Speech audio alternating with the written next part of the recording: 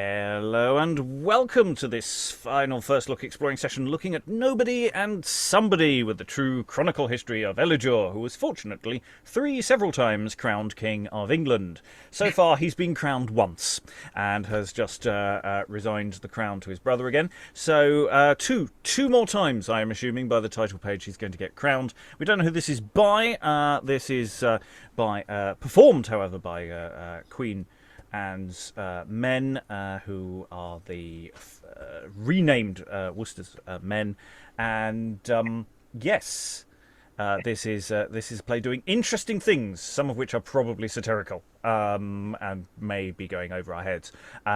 It's doing things also about history plays and history that is sort of increasingly not probably true, and so yeah, we're having a lot of fun, but it's a very silly play, so maybe the fun and silliness are going together. Maybe that's the case. Reading two kings in one, reading Archigallo and Elydure is Helen in Suffolk, the once and future king. Again and again and again. Reading Lady Elydure and nobody is... Hello, I'm Lynn. This is Scooter. We live in the northwestern United States. Reading Sicophant as well as Porter number 2 is... Olga. Hello, everybody. I'm actually based in Moscow. Reading Queen and Clown. There's a distinction. Is Lois in London. Reading Cornwell and somebody is... Sarah Blake, coming to you from Germany. Reading Martianus and Porter number 1 is... Why do I suddenly feel like a taxi firm? Hey, hello, my name's Greg and I'm in Reading. Reading Malgo, Peridure and Braggart is... Constantine from wacky Western Canada. And reading Morgan and Vigenius is... Hi, I'm Eric. I'm not really anybody important. I'm just here, you know. You're important. Everybody's important here. I'm your host, Robert Crighton. I'll be reading stage directions. I may step in to grab one or two parts. We have got some parts that do clash with themselves, so some people will be talking to themselves in silly voices. But hopefully it won't happen too often. If there is a problem, I will step in or quickly hand it over to somebody else just to confuse you. We have the usual problem of Malgo and Morgan sort of clashing with everybody. So, yeah, we're just going to see how well that goes. Anyway, without further ado, we'll dive into scene 6. Enter the Queen, who used to be the Queen, then wasn't the Queen, and is about to find out that she is the Queen again. Lady Elydure, who was the Queen until about 5 minutes ago, doesn't know she's not the Queen anymore, and the flatterer, Sicophant. Oh, have you done your task? Now do you see what 'tis to be so proud of majesty? We must take up your glove, and not be thought worthy the name of sister. Thus, you minx, I'll teach you to ply your work, and thank me too. This pains will be your own another day. Insulting, over-proud, ambitious woman, Queen I disdain to call thee. Thou dost wrong thy brother's wife, indeed thy king's espoused, and maugre all thy tyranny, I swear, rather than still live thus, I'll perish here. You are not wise, dejected as you are, to bandy braves against her majesty. You must consider you are not her subject. Your tongue is bounded by the oar of duty. Fie, I needs must chide you, since I see you are so saucy with her sovereignty. Time was, base spaniel, thou didst fawn as much on me as now thou strivest to flatter her. O God, that one born noble should be so base his generous blood to scandal all his race. My lord, if she continues these proud terms, I give you liberty to punish her. I'll not maintain my prisoner and my slave to rail against anyone that honors me. Enter Morgan and Malgo. Health to the Queen, and happiness to her that must change states with you and once more reign Queen of this land. Speak that again. Oh, I will bless my fate if once more I supply my former state. Long may your highness live. Your banished lord is by his brother Elydure seated once more in Britain's throne. My hair! Base Elydure to wrong himself and make a slave of me! Now, minion, I'll cry quittance with your pride and make you stoop at our imperial side. But tell me, Morgan, by what accident you met with my beloved Archigallo? Even in the woods where we did hunt the stag, there did the tender-hearted Elydure meet his distressed brother, and so wrought by his importunate speech with all his peers that after much denial, yet at last they yielded their allegiance to your lord, whom now we must acknowledge our dread king, and you our princely queen. Thou screech owl, raven, ugly-throated slave, here's for thy news. And she strikes. For once, it's Morgan who gets hit. Restrain her, good my lord. Fie, madam, fie, for God, you are to blame. In presence of my sovereign lady queen to be thus rude, it would become you better to show more duty to her majesty. Oh, monstrous! Was not I thy queen, but now? Yes, when your husband was my king, you were. But now the stream is turned. The state's current runs all to Archigallo. Blame not me. Wisdom ne'er loved declined majesty. Enter Archigallo, crowned, Elydure, Peridure, Vigenius, Cornwell, Martianus, and others. Welcome from banishment, my loving lord. Your kingly presence wraps my soul to heaven. To heaven and my kind brother Elydure, their queen, we owe chief thanks for this our greatness. Next then, these honourable lords. Great queen, once more the tribute of our bended knees we pay to you, and humbly kiss your hand. So doth Martianus. And I. Did somebody... And I.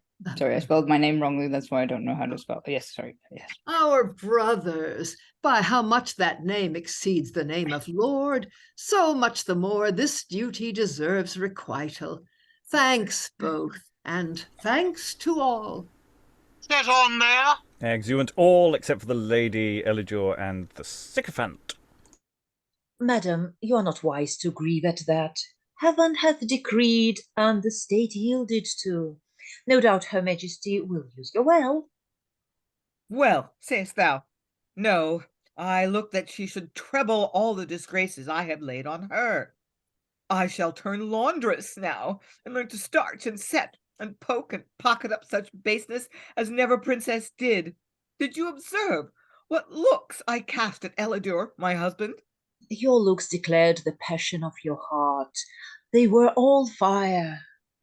Would they had burnt his eyes out, that hath eclipsed our state and majesty? Enter Queen Morgan and Malgo. Bring hither the proud wife of Elydure. It shall be done. Our shoestring is untied. Stoop, minion, stoop. I'd rather stoop to death, thou moon-like queen, new changed, and yet so proud. There's those are made for flexure, let them stoop. Thus much I'll do. You are my queen. 'Tis but a debt I owe. Bring me the work there. I will task you to that by the hour. Spin it, I charge you, do. A distaff and a spindle, so indeed. I told you this. Diana be my speed. Yet for his princely worth that made you queen, respect her as the wife of Elydure. Enter Cornwell. Where's the queen? What news with Cornwell? Why so sad, my lord? Your husband on the sudden is fallen sick. How? Sick? Now, if it be thy will, sweet blessed heaven, take him to mercy. Do not hear her prayers, heaven, I beseech thee. Enter Martianus. Madam, his highness.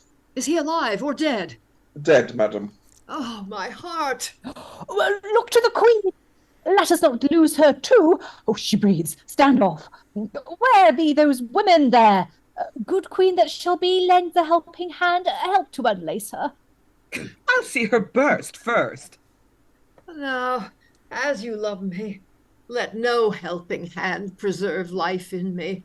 I had rather die than lose the title of my sovereignty. Take back your distaff.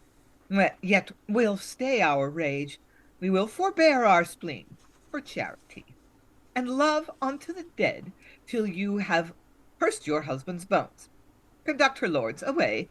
Our pride, though eager, yet for food shall stay. Wilt please your high imperial majesty command my service? I'm humbly yours. We do command what we well know you'll do. Follow the stronger part and cleave thereto. They exit. We'll go straight into the next scene. Scene 7. Enter Elydure, crowned. All the lords and ladies' attendants. Once more our royal temples are engirt with Britain's golden wreath. All-seeing heaven, witness I not desire this sovereignty, that since this kingdom's good and your decrees have laid this heavy load of common care on Elydure, we shall discharge the same to your content, I hope, and this land's fame.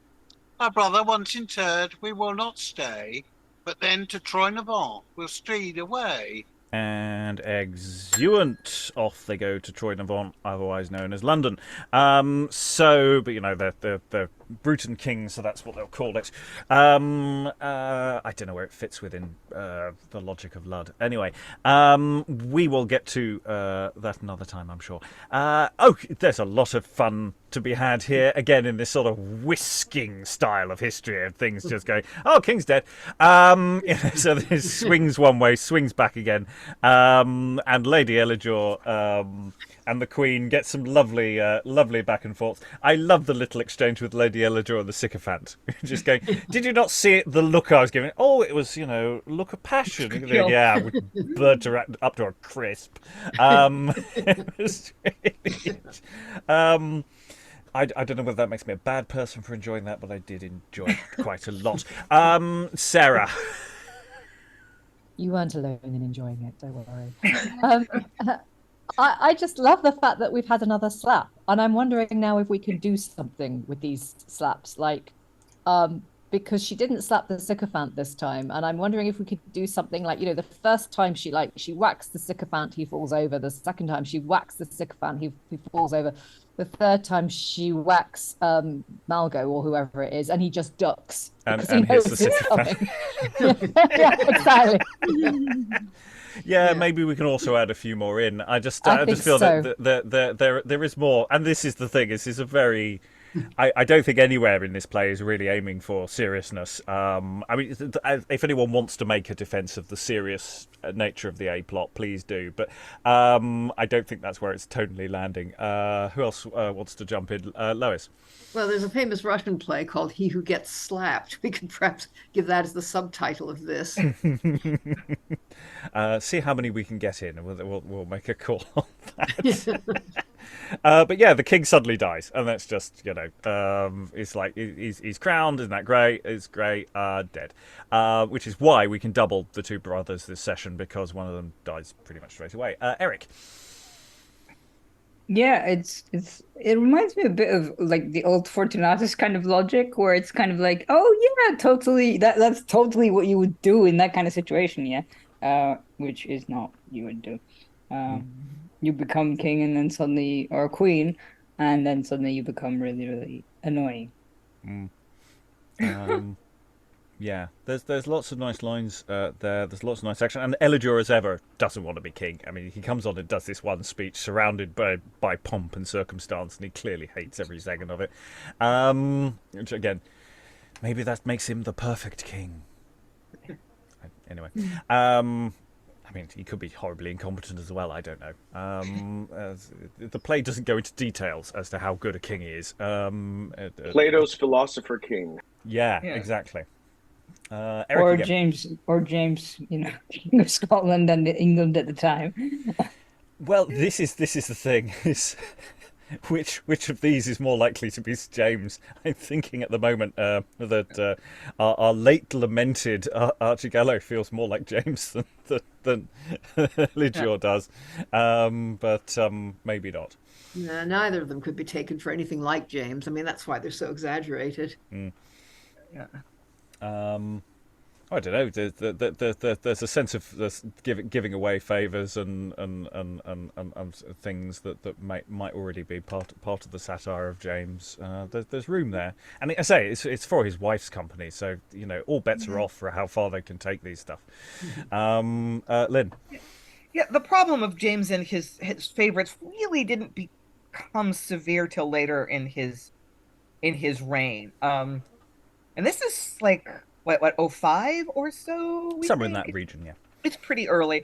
A lot of people were very optimistic. It's like we're getting rid of the cranky old queen. We're gonna have a man running the country. He had two sons, heir and a spare, and a daughter that could be married off politically, which she was. So I mean, there was actually a lot of optimism when James took the throne about where we're entering a new era. He ended the war with Spain almost right away, which the Elizabethan administration had been unable to find a way forward with. So all things being relative, he's a pretty successful king of Scotland. He died in his bed, which many Scottish kings did not. Mm-hmm. So yeah, I don't think we should be reading too much critique of James in this yet, not this early in his administration. Maybe not in the A plot. Anyway, lots to discuss later. Anyway, we're going to rattle two scenes into one another. Scene 8, enter two porters.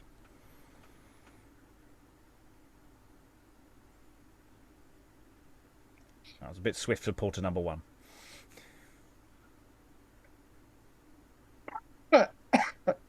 That would be Greg. Oh, I thought I was Porter 2 for some reason. Nope. Porter! Come, fellow Porter, now the court is here. Our gains will fly upon us like a tide.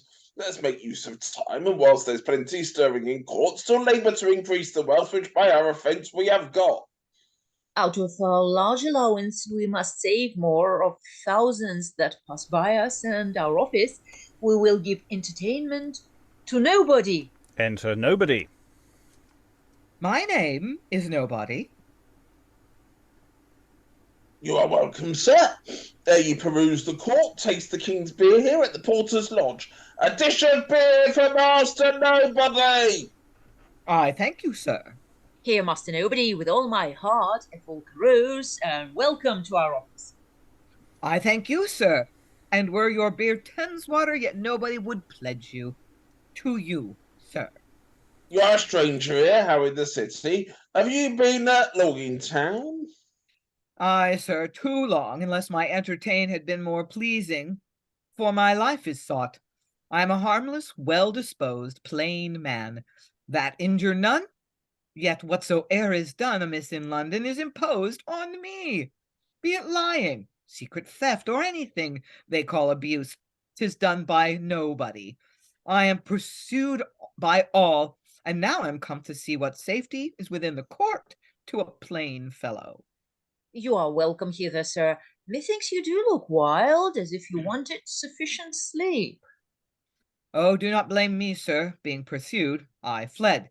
Coming through Paul's, there nobody kneeled down to say his prayers, and was devout, I wis. Coming through Fleet Street, there at a tavern door 2 swaggerers were fighting. Being attached, 'twas asked who gave the occasion first. 'Twas answered nobody. The guilt was laid on me, which made me fly to the Thames side. Desired a waterman to row me thence away to Charing Cross. He asked me for his fare. I answered him I had no money. What's your name, quoth he? I told him Nobody. Then he bade me welcome. He said he would carry nobody for nothing. From thence I went to see the law courts, held at Westminster. There, meeting with a friend, I straight was asked if I had any suit. I answered, yes, marry, I wanted money. Sir, quoth he, for you, because your name is Nobody, I will solicit law. And nobody, assure yourself, shall thrive by suits in law. I thanked him, and so came to see the court, where I am very much beholding to your kindness. Master Nobody, you are very welcome. Good fellow, lead him to the hall. Will you walk near the court? I thank you, sir. Exeunt Nobody and porters. Straight into scene 9, enter somebody and a Braggart. Fie! What a toil it is to find out nobody. I have dogged him very close, yet is he got into the court before me. Sir, you have sworn to fight with nobody. Do you stay here and watch at the court gate? And when you meet him, challenge him the field, whilst I set line twigs for him in all offices. If either you or I but prosper right, he needs must fall by policy or sleight. Exit somebody. I would this round man nobody would come, I, that profess much valour, yet have none, cannot but be too hard for nobody. For what can be in nobody, unless he be so called, because he is all spirit? Oh, say he be all spirit, wanting limbs. How can the spirit hurt me? He dies, and by his death my fame shall mount the skies. Enter nobody. By thy leave, my sweet friend, here's for thy farewell. But that's but one word. Let two go to the bargain, if it please you. Why should I stay? Challenge thee. I may choose whether I'll answer your challenge, by your leave. Have thee pictured as thy picture, unless thou answer me. Oh, what, sir? Pray, why would you have me printed? For cowardice. Methinks your picture would do better for a picture of cowardice than mine, sir. But pray, what's your will with me? Hast abused one somebody. So have my betters abused somebody in their time. Fight with thee for that. Alas, sir, I am nobody at fighting. Yet thus much let me tell you, nobody cannot outrun away. Cannot run away, I cannot budge. Prepare thee then, for I will spit or split thy body upon this weapon. Nay, by my faith, that you cannot, for I have no body. Bowels then. They are the fairer mark, a great deal. Come on, sir, come on. Have at thy belly. You must either hit that or nothing. Kill and quarter thee. You'll hardly find my joints, I think, to quarter me. I'm so well fed. Come on, sir. Fight. Nobody is down. Art at my mercy. What are you the better to have nobody at your mercy? Kill thee now. I think you'll sooner kill me than anybody. But let me rise again. No, I will let nobody rise. Why then, let me, sir. I am nobody. Enter clown. Oh, now. Oh, fate! Oh, heavens! Is not that my master? What shall I do? Be valiant, and rescue my sweet master. Avaunt, thou pagan, pug, whate'er thou be. Behold, I come to set thy prisoner free. Soon that giddy goddess had turned her wheel, I shall be matched. Thus will I gore you both. Hold, captains! Not Hercules himself would fight with two. I yield. 'Twas your best course. Down, vassal, down, and kiss my pump. 'Tis base, base. Zounds, I'll nail thy lips to limbo unless thou kiss.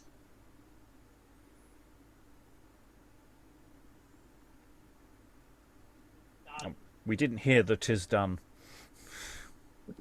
It didn't come out. 'Tis done for the third time. Thanks, honest servant. Zounds, if I say I'll do it indeed. For this I'll carry thee into the court, where thou wilt see thy master. Nobody, half friends, will bid him welcome. So farewell. Farewell, Master Braggart. Farewell, farewell. Exeunt clown and nobody. I'll follow. I shall meet with somebody. That when revenge I'll plot in ere be long. I'll be revenged on nobody for this wrong.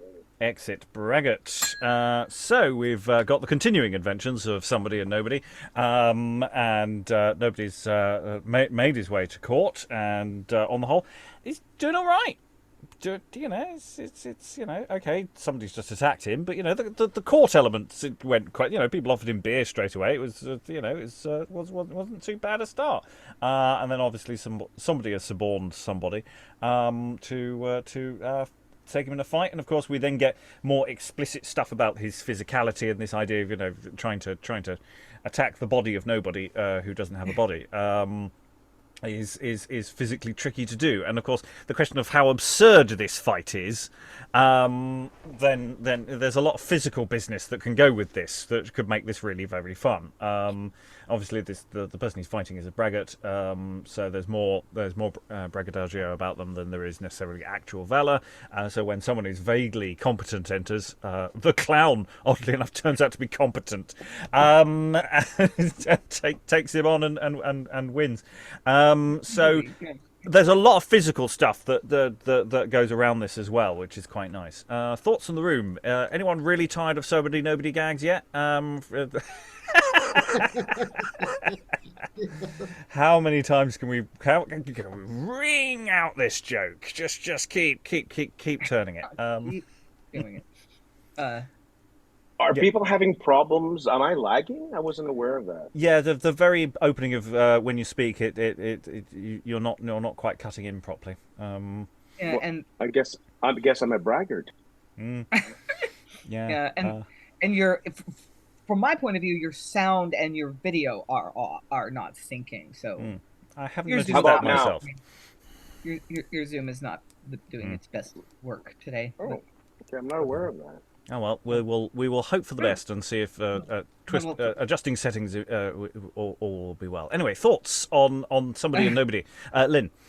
I'm looking forward to our two plots finally converging in the court, because they've been operating pretty independently so far. So okay, looking forward to what happens when nobody comes to Elydure's second court, Elydure the second and first.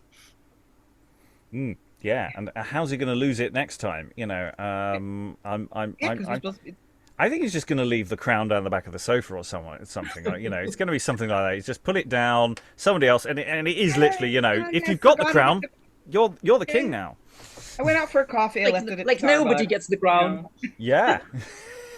Well, let's hope somebody doesn't get the crown, because that'd be awful. See, I told you, it's the joke that keeps on giving. Really isn't. Eric, save me from myself. I feel like this is one of those plays where you have to do a physical stage version, a visual stage version, as opposed to an audio play or something. I mean, it could probably work as an audio play if you did it well enough, but then like you kind of have to. I feel like you have to physicalize there's a lot of physical business in this play that we're losing because we're just reading the text. And it could be like 10 times funnier. And like for me, I was just listening to it because I was looking at like, you know, the script and stuff. But then, a lot can be lost when you're just listening to it, and it's hard to follow when you're just listening to it. Like the whole nobody somebody gags are like, okay, it's funny the first time, second time, maybe the third time. Fourth time, you start to get irritated. Fifth time, maybe you want to kill somebody. But it's one of those jokes that once it comes around to the 29th time, it's suddenly funny again, he said. He prayed. Well, it was definitely meant to be physical. That's pretty obvious. Yeah. Of course, yeah. Okay. Any other thoughts before we go back to the court proper, as it were? Okay. Scene 10.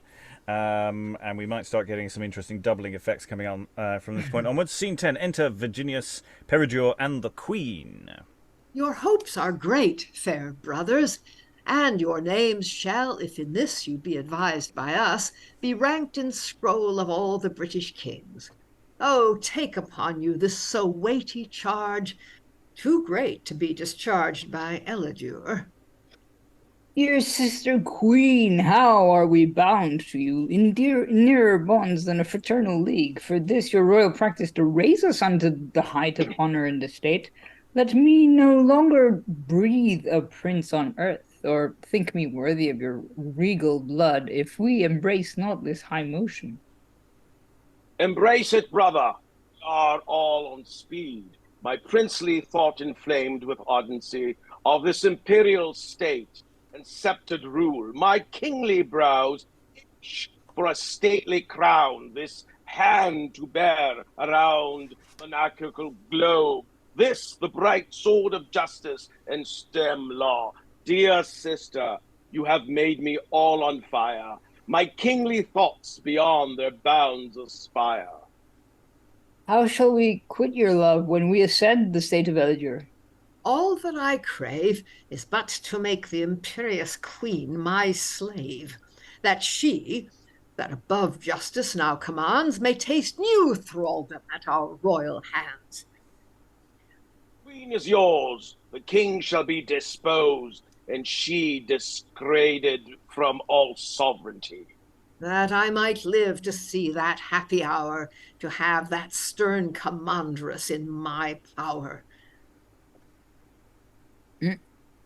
She's doomed already and at your dispose, and we prepared for speedy execution of any plot that may avail our pomp or throne us in the state of Brittany. Enter Malgo and Morgan, who are played by people who are already on, but this might work. Here comes the lords. This pretended league. Our hope. Valiant English peers, are we in way of sovereignty? Still stand we subjects unto the law of Elydure. Long live the valiant brothers of the king, with mutual love to wear the British crown. 2,000 soldiers have I brought from Wales to wait upon the princely Peridure. As many of my bold confederates have I drawn from the south to swear allegiance to young Vigenius. Do but call me king, the charming spheres so sweetly cannot sing.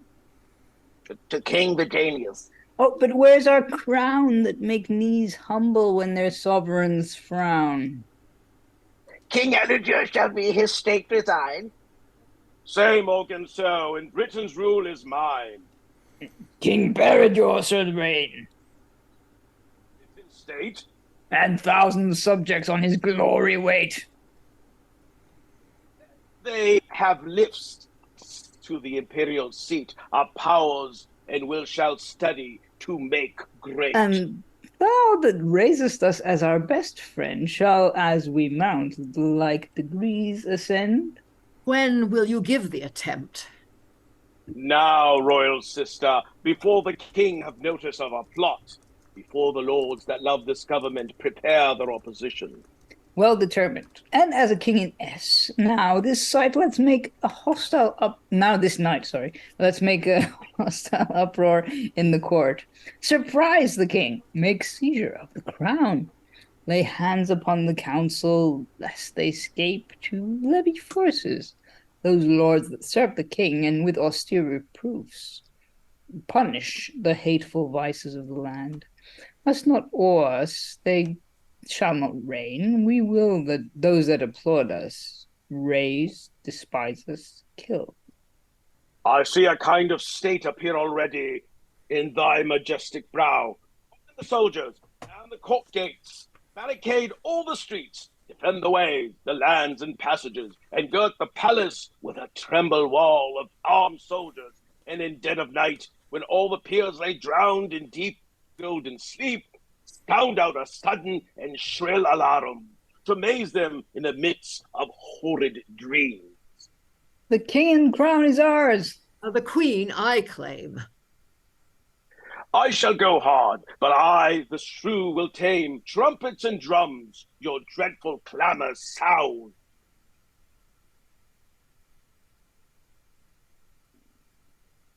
Vigenius. Proclaim me captive or a new king crowned. Alarum! They watch the doors. Enter at one door. Cornwell! Treason! Treason! Where'er thou be, Prince Peridure! Cornwell and thy king. He discords taught that taught thee so to sing. Alarum! Enter at another door. Martianus. Who stops this passage? Martianus we, Vigenius?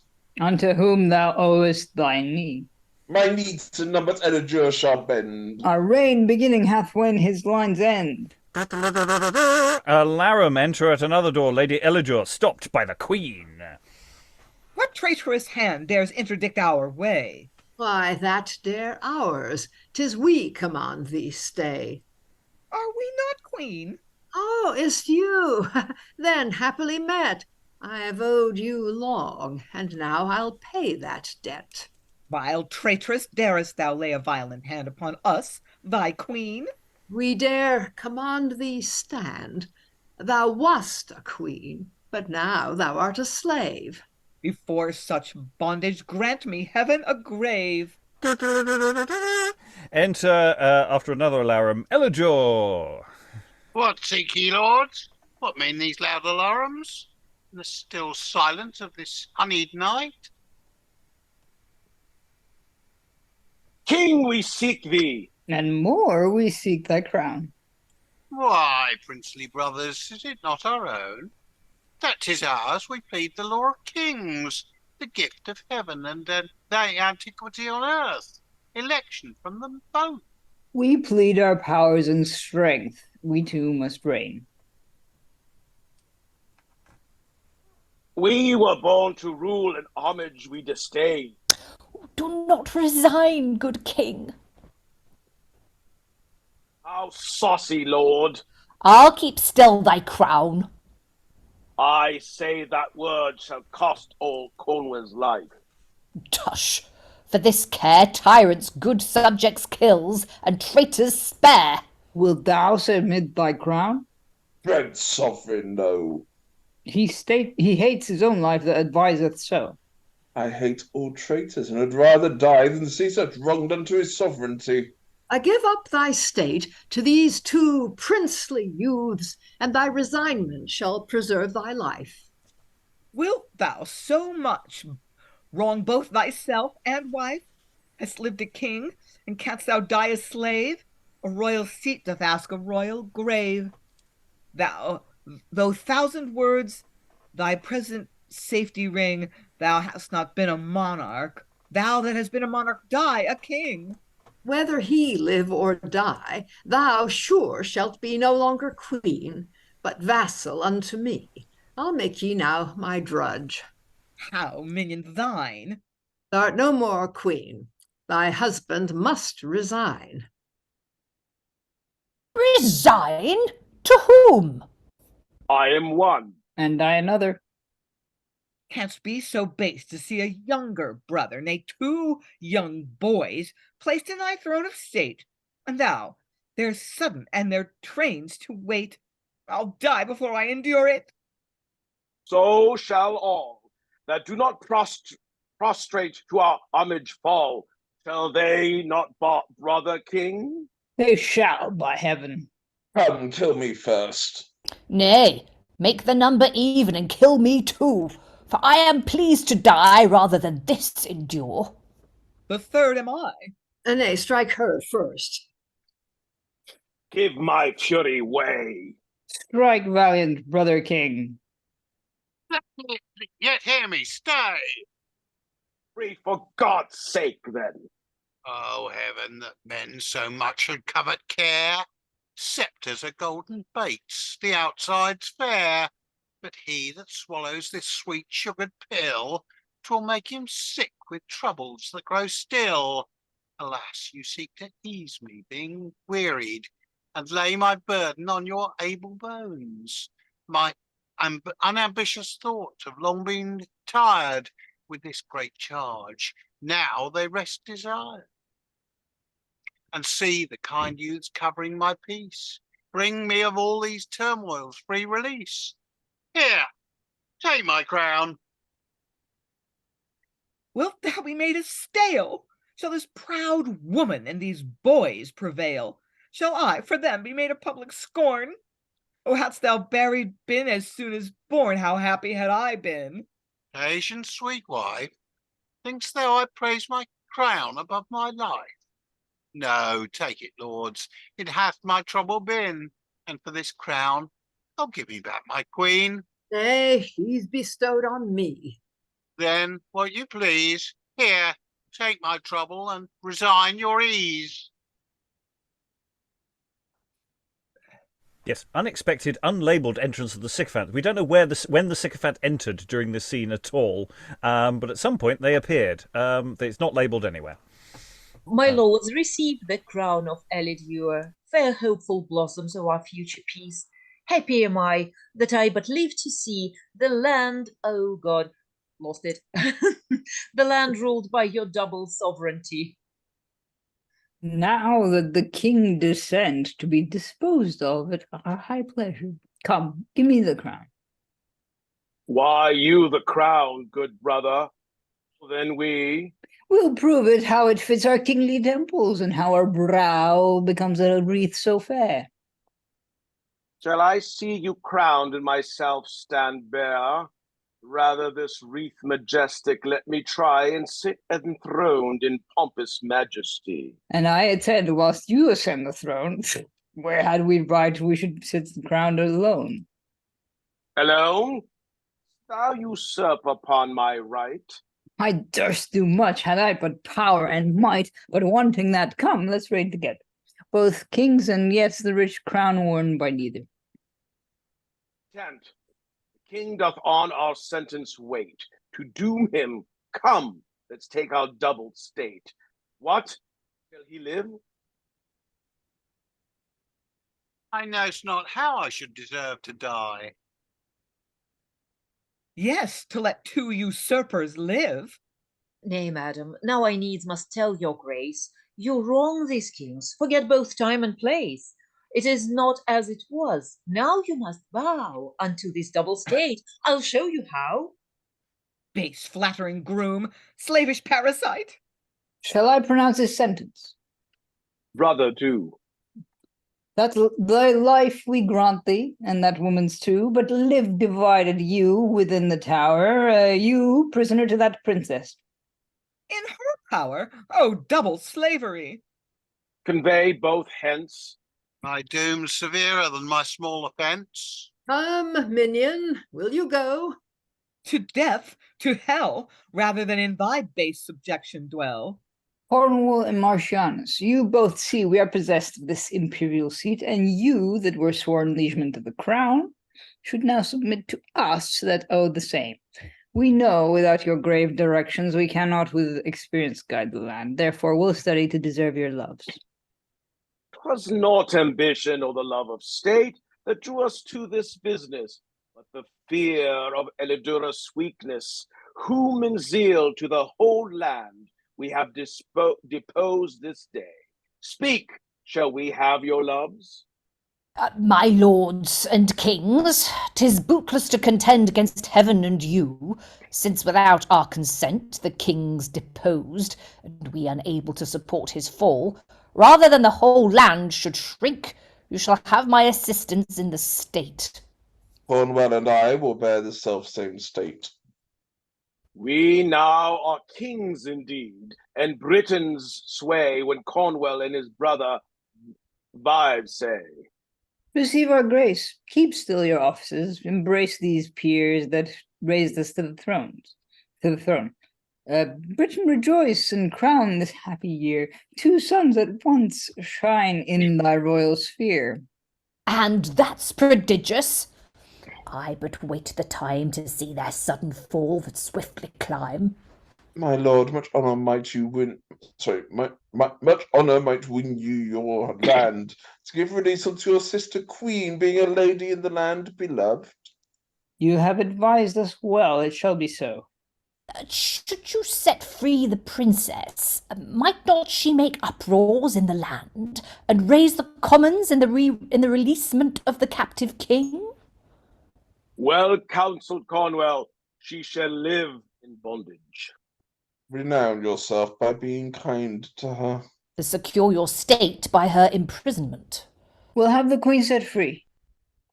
We'll have her guarded with stricter keeping and severer charge.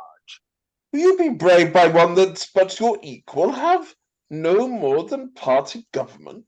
Or you be scorned by one to you inferior in general estimation of the land. Set free the princess. Say the king commands. Keep her in thraldom still and captive bound. Will not be countermanded. Sir, no we. Before I'll be half a king and controlled in any regality, I'll hazard all. I'll be complete or none. For I'll stand thus for a cipher.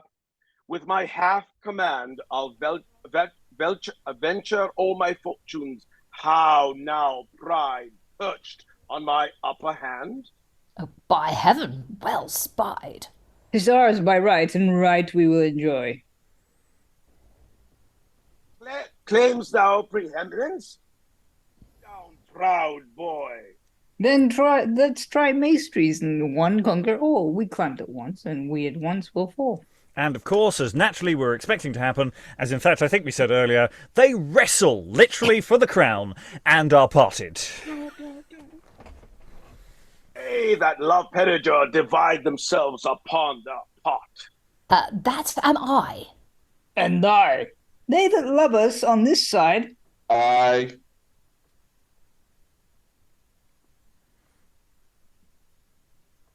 And I, said Malgo.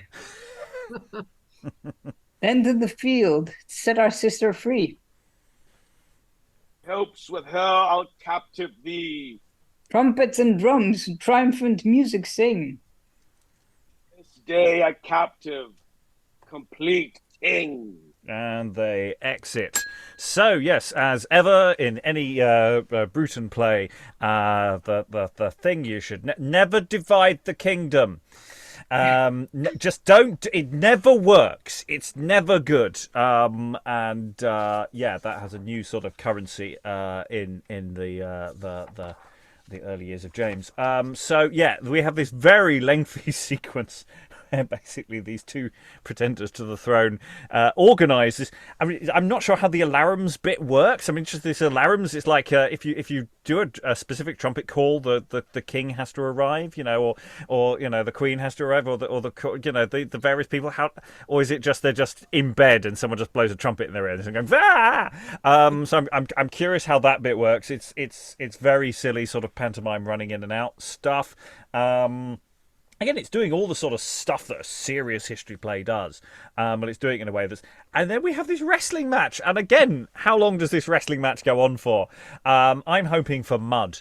I think full wrestling costumes. I think they should just tear off their robes, and we have a commentator, and I think we just go all out at that point because, frankly, what else? Go large or go big or go home. Really, with this play, Lynn. So, maybe even the opening sequence of this play, Martianus and Cornwell are talking about getting rid of the bad king and putting his brother on the throne. But then the third and fourth brothers overhear that and they're like, "Oh God, we got to cover our tracks somehow." Oh, okay, I know what to do. And they're like, "Yes, let's make Peridure and Vigenius kings. Yes, that's what we want to do." And the brothers over here, and they're like, yeah. It's like, we don't want to have our brother deposed unless it's us who's going to take over. So they get manipulated into backing up the coup plan. So, and is that what's happening here? It's like the courtiers manipulate them into coming into conflict over whether or not the former queen should be allowed to be free. It's just like, we'll get them to disagree about something. How about this? I'll back this side. I'll bet. So, so is that what's happening? Is like the courtiers actually manipulate them into this I'm not even sure the courtiers need to manipulate them. I mean, they seem to be pretty much immediately biting each other's head off as to who gets to be king straight away. I think you're right. There is a little bit of this nudging, this constant question between the two queens as to, you know, who gets to do each other's laundry, basically. And you know, it's this constant back and forth. And it's a long scene. I think it is one of those scenes where I'm starting to look. How do you keep it up in the air? Actually, it needs to be pushed with quite a lot of oomph behind it. But then we have got the alarum surprising the old king moment. We have this wrestling match at the end. It's got a lot of potential to pick up where the apparent length of it actually is broken up by various things throughout. And yeah, Morgan and Malgo, as ever, just sort of walk on and say, "Hi, who are you? We're plot devices." Lovely, thank you very much. They're not people, really. They have slightly more to say this time than they did earlier, but they basically come on and just say, "Yeah, we're here to advance the plot. Thank you." Other thoughts? Constantine, and then Alan. Yeah. Am I sounding better? Bit better. It's difficult to tell because you sort of cut in and out a bit. Okay, because Sarah said something in the chat about the original sound, and I fixed that. You do seem to be better now. It's just sometimes in the flow of dialogue. Anyway. All right, thank you. Eric. Oh no, Alan, then Eric. Yeah, I must admit, I'm wondering whether Sicophant is actually wandering around taking bets on the fight. I'd quite like that, yes. It's interesting because, to say, we don't know who Sicophant comes on with. I mean, there's no stage direction for their entrance. And I was sort of looking for a moment when Sicophant... Who does Sicophant come in with? Is Sicophant there from the very beginning of the scene? I think he is. I think he's just part of the furniture. Yeah. But it's a long time to say nothing. Yeah, I mean, the other point is I think that the ladies in Elydure have actually left, and I don't think that was cued. Yeah. Yeah, it's a massive scene with too many characters, and it's a big mess on stage. Yeah, there needs to be a little bit of tidying up as to who comes on when and when they disappear. And what they do if they are there. Yeah, can't be furniture so long. Yeah, so looking for business. I'm just making a note of that exit point. Other thoughts, Eric? Yeah, I had the same with Morgan. I thought he was off stage at some point, and then he came back because he didn't say anything for a long time while the brothers were arguing, and then suddenly he reappears. I don't think technically he exits. I just think he just doesn't say anything for ages. I think there's a lot of lingering for Morgan and Malgo. They just they just sort of into the wallpaper and then when needed. Yeah, I think also there's the element of the brothers, instead of speaking separately, they speak at the same time. which is what would happen in not necessarily cartoons, but in that sort of in a comedy moment, they kind of, I don't know, it would be like, oh yeah, kill him, he must live, at the same moment would be quite effective or whatever. And then you have that escalation to violence, which cannot possibly work. Okay, right. Well, let's go back because, I say go back, this is a momentous moment when a character from the A plot is going to talk to someone from the B plot. Yes, the moment you've all been waiting for. Scene 11, alarum. It could be a drum or I don't know. Enter somebody and Sicophant. Sir, you have sworn to manage these affairs, even with your best of judgment. Enter the clown. I have provided you will let me share of the grand benefit you get by dice, deceitful cards, and other cozening games you bring into the court. Oh, rare. How shall I find out, Crab? Some notable knavery. You shall have equal share with somebody, provided you will help to apprehend that nobody on whom the guilt shall lie. Of all those cheating tricks I have devised. Oh, the fates! Treason against my master's person. But I believe somebody will pay for it. I'll tickle your long waist for this, of faith. Give me some bales of dice. What are these? Those are called high fullums. I'll fullum you for this. Those low fullums. They may chance bring you as high as the gallows. Those demi-bars. Great reason you should come to the bar before the gallows. Those bar sizes. A couple of asses indeed. Those brizzly dice. 'Tis like they bristle, for I'm sure they'll breed anger. Now, sir, as you have compassed all the dice, so I 4 cards. These for the game at more, all saving 1, are cut next under that. Lay me the ace of hearts, then cut the cards. Oh, your fellow must needs have it in his first trick. I'll teach you a trick for this, i'faith. These for primero, cut upon the sides, and the other on the ends. Mark the end of all this. These are for post and pair, this for saund, these for new cut. They'll make you cut a feather one day. Well, these dispersed, and nobody attached, for all these crimes shall be hanged. Aye, or else you shall hang for him. Come, shall say about our business. Content. Let's straight about it. Exeunt somebody and the sycophant. Oh, my heart! That it was my fortune to hear all this. But beware a lucky man whilst you live. Alas, if I had not rescued my master, the swaggering fellow would have made nobody of him. Again, if I had not overheard this treason to his person, these cunny-catching knaves would have made less than nobody of him, for indeed they would have hanged him. But here's my master. Oh, sweet master, how cheer you? Enter nobody. Oh, excellent, admirable, and beyond comparison. I think my shape enchants them. I think not so, for if I were a lady, I should never abide you. But master, I can tell you rare news. You must be apprehended for a cheater, a cozener, a libeler, and I know not what. Not I. I'm an innocent. No cheater, no cozener, but a simple honest man, hunted from place to place by somebody. 'Tis true, sir. It is one somebody that would attach you. Therefore look to yourself.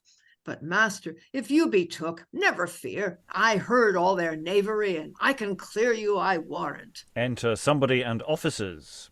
Oh, have I found you? This is he, my friends, we have long sought. You know, when 'twas inquired who brought the false dice and the cheating cards into the court, 'twas answered, nobody. No, quotha? I'm afraid you'll prove the knave somebody. Lay hold upon him, bear him to the prison. To prison, say you well. If I be guilty, this fellow is my partner. Take him too. Are you confederate in this treason, sirrah? If I be not, sir, somebody is. But if I be guilty, I must bear it off with head and shoulders. To prison with them! Now the bird is caught, for whom so long through Britain have I sought. I believe I have a bird in a box shall catch you for all this. Away with them, I say. And they exit. So yes, we get a little demonstration of cheating with dice as well as cheating at cards. Little demonstration.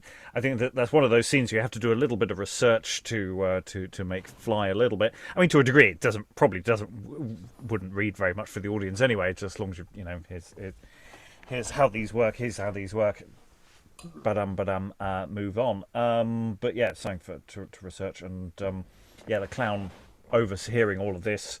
And it's just a little scene to just set up his arrest and potential escape from because the clowns overheard all of it, all of the planning. But yeah, the sycophant is our first courtier to interact with the B plot.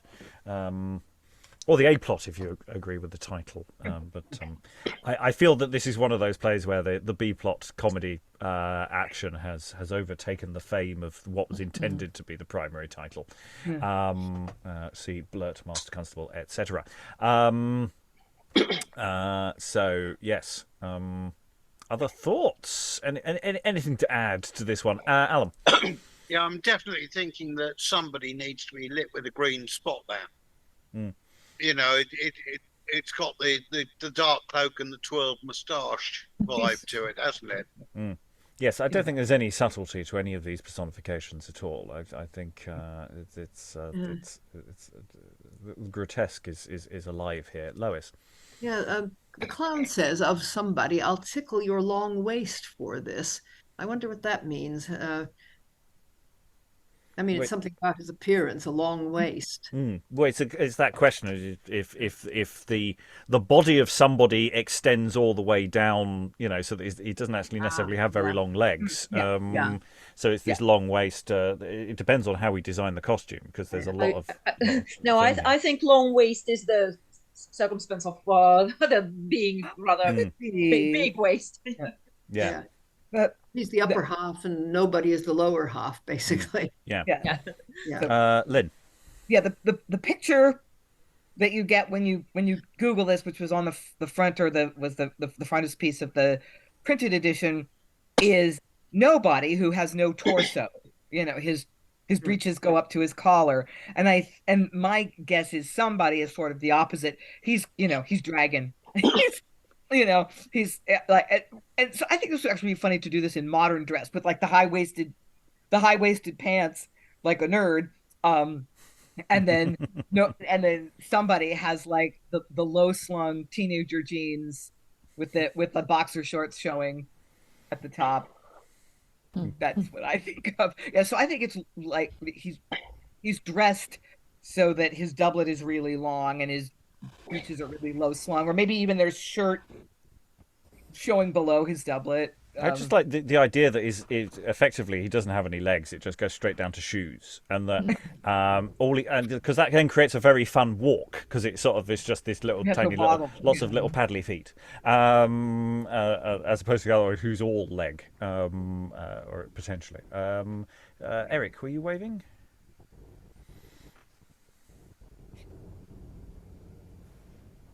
Sorry, I didn't manage to mute there.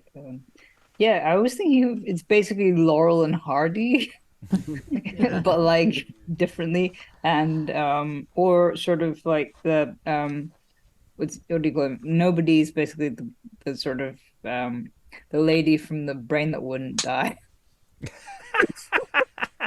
Okay. Sort of, it's that kind of level of silliness that you have to give it, otherwise it'll well, I'm sure Roger Corman will be pleased for that reference to a very old film there. 1950s. I like movie. old films. They're great. It's a very interesting film. But yes. Okay. We will move forward. On that note, we're going back to the main plot. Everybody's on stage. I'm sure there's going to be some clashes. Scene 12. Enter severally Peridure, Vigenius, Cornwell, Martianus, Morgan, Malgo, Sicophant, with drum and colours.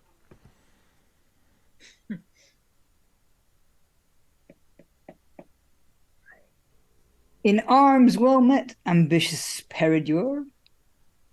Vigenius, thou salutes me with a title most proper to thyself. Art thou not proud? Only to meet thee on this bed of death, wherein the title to the English crown shall perish with thyself.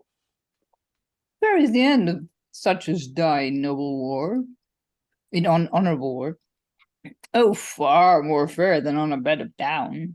War is the soldier's harvest. It cuts down the lives of such as hinder our renown. Such as are apt for tumult. Such as you, that to our lawful sovereign are untrue. Blushes not Peridure to brave us so.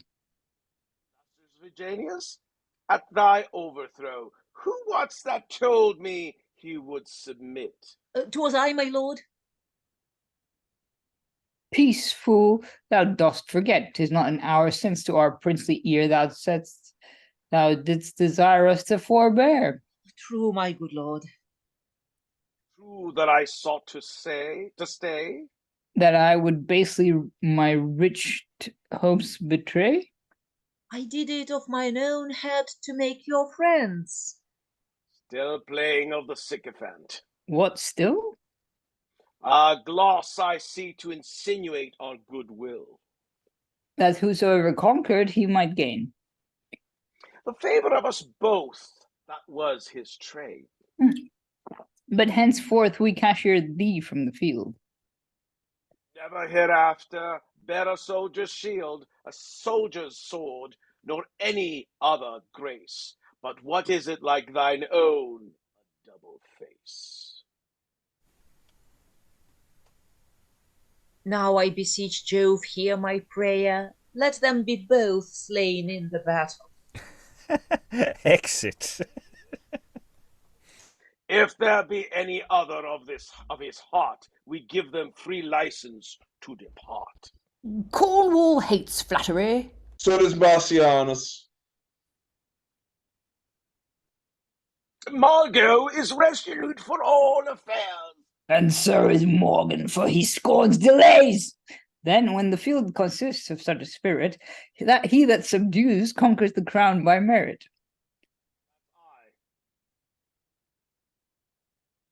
Good brother, I cannot hear you. I. 'Tis I. Rivers in blood declare it. Grass turned to crimson if Vigenius spare it. Be made purple with a reeking gore. Follow, my friends. Conquer or near give all. And once again, we have alarums and excursions. There would be drums in there as well. Peridure and Vigenius fight, and both are slain. Enter Cornwall, Martianus, Morgan, and Malgo. This way, I saw Vigenius on the spur. I, Peridurus, this way. Strange sight, my lord is breathless. My dear lord is dead. True brothers in ambition and in death. Yet we are enemies. Why fight we not with one another for our general's loss? Too much blood already has been spent. Now, therefore, since the difference in themselves is reconciled in others' overthrow, let us be as we were before this jar, and joining hands like honourable friends, inter their bodies as become their state, and, which is rare, once more to Elydure, who now in prison leads a wearied life, with true submission offer England's crown. Of all the charges of tumultuous fate, this is most strange, 3 times to flow in state. And yes, once again, Elydure is going to be king. Again, it's a real staging question. How silly do we make the fight? Because, they're both slain. How? Is it literally just and down? It could be incredibly silly. Well, from stage directions, it seems like they exit fighting, and then the others report that they are dead. Oh no, we can't have that. We can't. We've got to have an on-stage death. Yes, for that. That would be a shame. Of course. That would be a waste. That's an opportunity. But it may indeed be right for original staging. Eric. I think what you would have to do is make it sort of like I can't remember what I was going to reference, but it was just another play. But yeah, you basically they end up killing each other, and then one of them sort of goes, oh yeah, it was Narcissus with the bucket. Sort of that level of play where it's like kind of they kill each other, and then one of them actually moves while being on stage, and sort of like, I can't breathe, or you're dead, or something like that. I don't know. Just adding extra like sort of things for silliness. I also like the fact that Sicophant who just get this wonderful exit line of just going, yeah, hopefully they'll both die and then exit. And it's really warmed me to Sicophant, who's not a desperately likable character, but every so often you just get a moment of just going, you know what, I'm just going to say the truth to the audience. I really, it's hard work being a sycophant. You've got to toady up to everybody. And you know what, I keep getting slapped. So, hopefully they'll all die. Sarah. Well, what you were saying earlier about when they were wrestling and the fact that, they rip off their costumes and they've got their spandex suits underneath. There used to be a show many, many years ago when I was a young person called Gladiators, and on the telly, and the audience used to have these giant inflatable hands, and I just like basically the pair of them are brought, like somebody like Malgo and what's his face Morgan, they bring them on giant inflatable hands, and they have one each, and they just smack each other around the face with them at the same time, and they both fall over and die. I thought you were going to go for the sort of giant cotton bud. Yes, the sort of Star Trek fight. Yes, that could also work. Yeah, Yes, I think there should be very big, large inflatable props involved somehow. Yeah, I'm for this. I'm for this so far, Eric. Well, you could also, if you think of it, like wrestling generally is like larger than life. So it like I mean, I've not really followed it, but as far as I can tell, like WWE or something, they're meant to be exaggerated characters, like almost like superheroes. So maybe in their heads that's what they're thinking of, but in reality they're just like sort of not. Bad wrestling, even. Okay. Well, it does feel that we're getting increasingly a design concept here. It's coming along. Lynn. Yeah, I also think the end of the scene is kind of funny. I think you could make this funny, where Cornwell and Martianus were allies in the beginning for deposing the oldest brother, but then they ended up taking opposite sides when the two youngest brothers were co-kings. So Cornwell's like, I guess we should keep fighting, and Marcel's like, no. It's fine. It's fine. I just think that could be really funny if you played it right. Where one of them's like, so should we keep fighting? Should we keep up the battle since we were on opposite sides? And the other guy's like, nah, it's fine. Yeah, especially as if there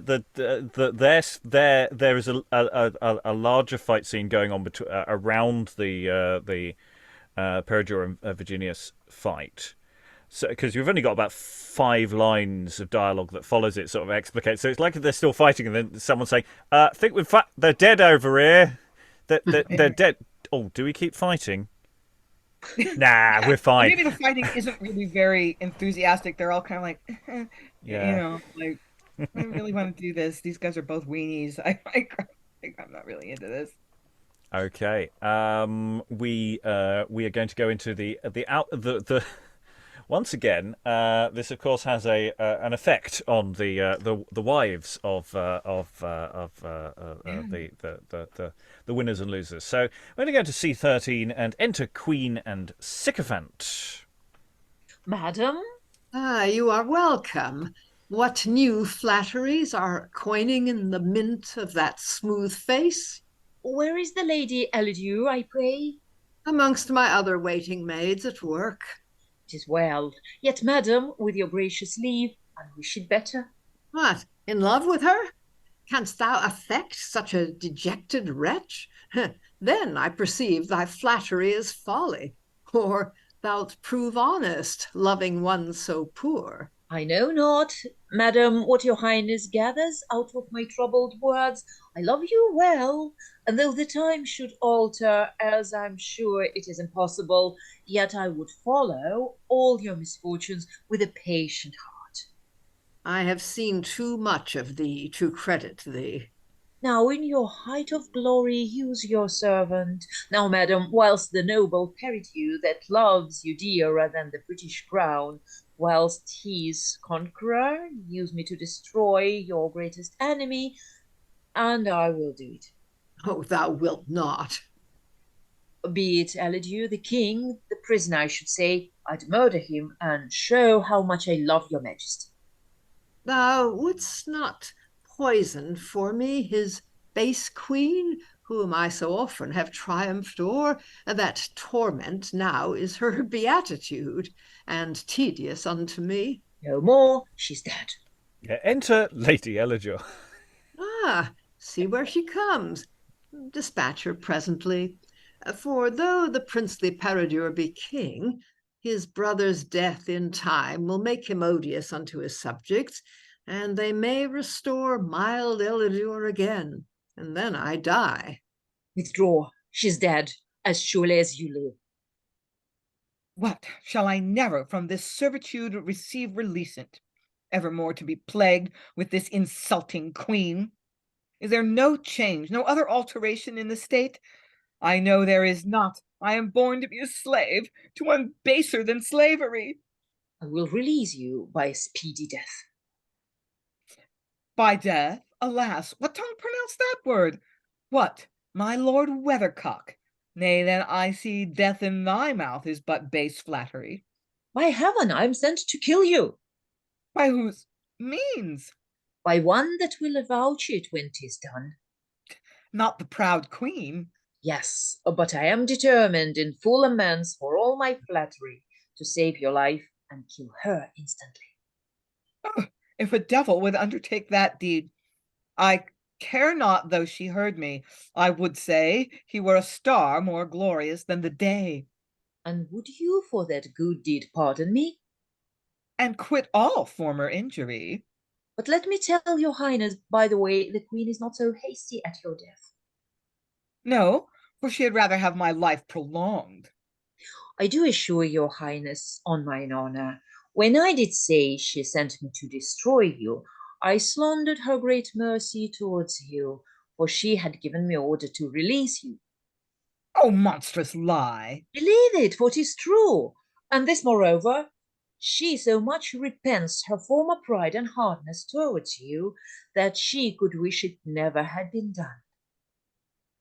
Then I repent me of my wrongs towards her, and in the stead of a reward proposed to him that should destroy her, I do wish death be his death that undertakes the deed. But will you not forget these princely words if any alteration should ensue? Not I. I in my oath am true. Except once more the Lord's crown Elydure. Though that should chance, I'll hold my promise sure. And you too, madam? So thou murderest her? Know that Lord Peridure and his brother are in the battle slain, and by the nobles.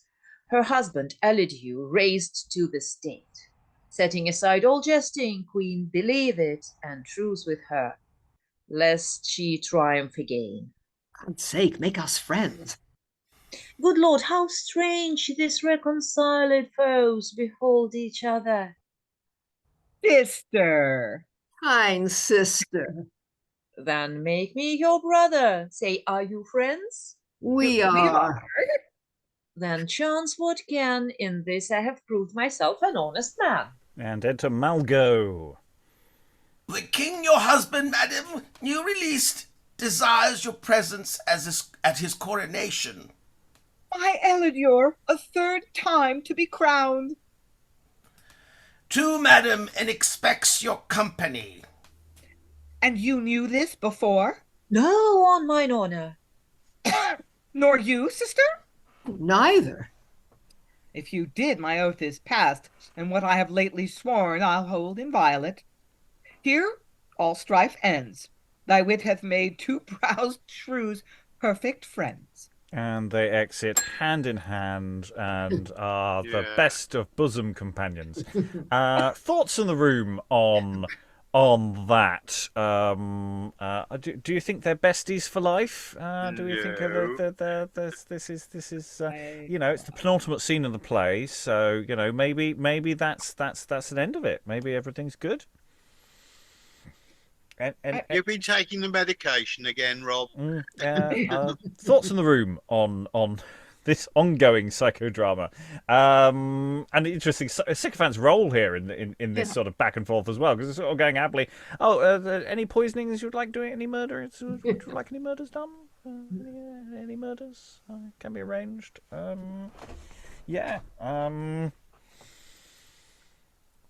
Sarah. Well, just to say that Sicophant is just turning into the most brilliant character.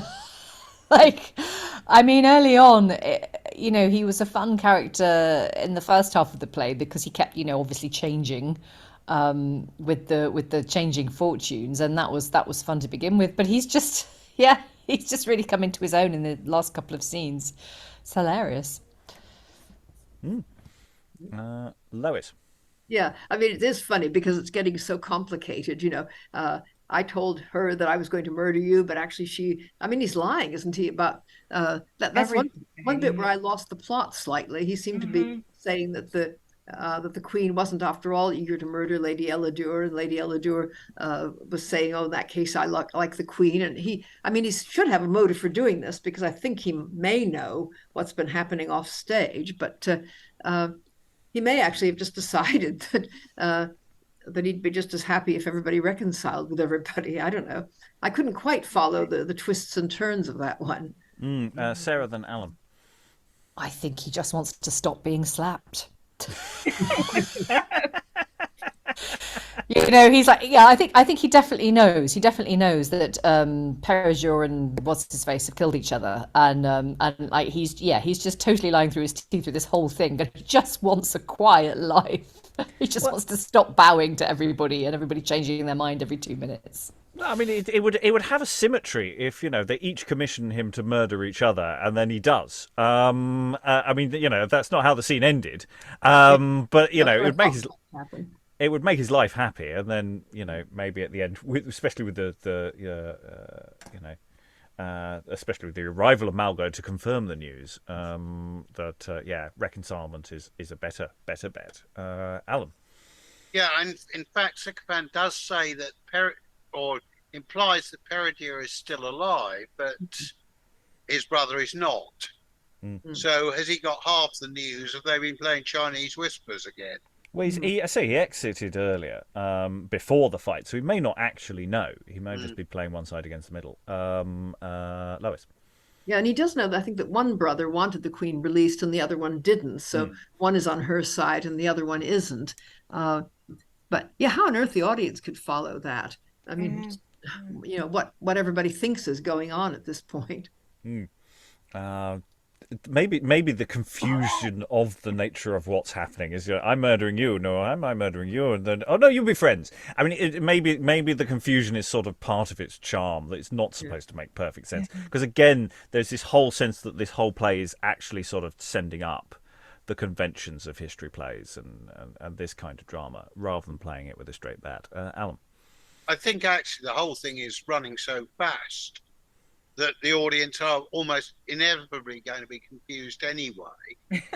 And the author will take every possible opportunity to ratchet that up a bit.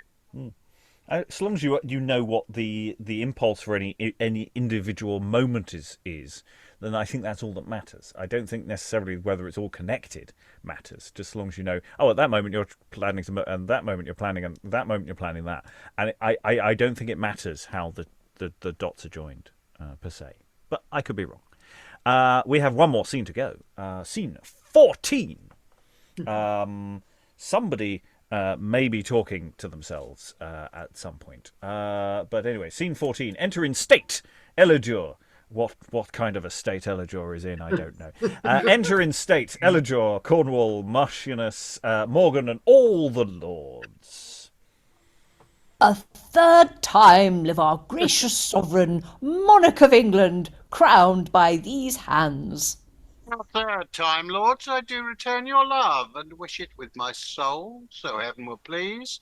My ambitious brothers had not died for this, but we have given them honourable graves. And enter the Queen and Lady.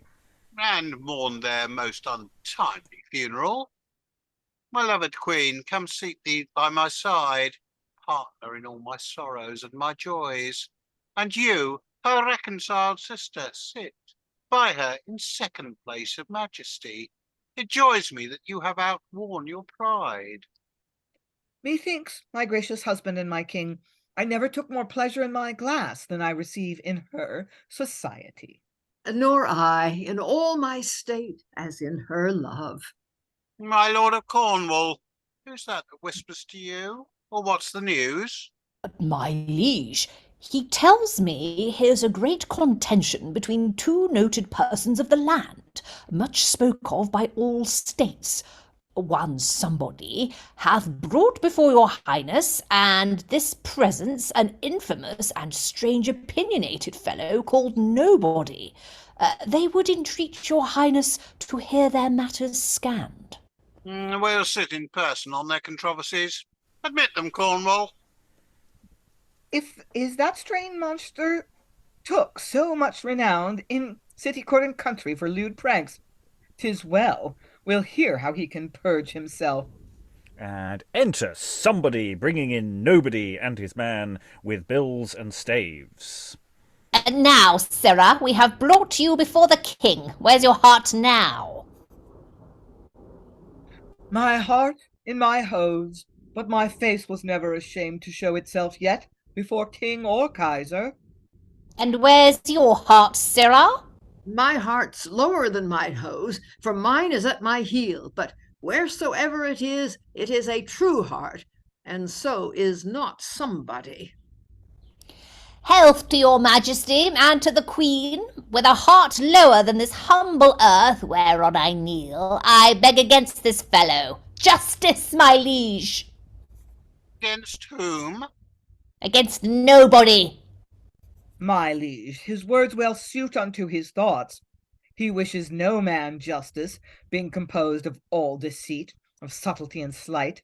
For mine own part, if in this royal presence and before all these true judicial lords, I cannot, with sincereness, clear myself of all suggestions falsely coined against me, let me be hanged up, sunning in the air, and make a scarecrow. Let's hear his accusations, and then how well thou canst acquit thyself.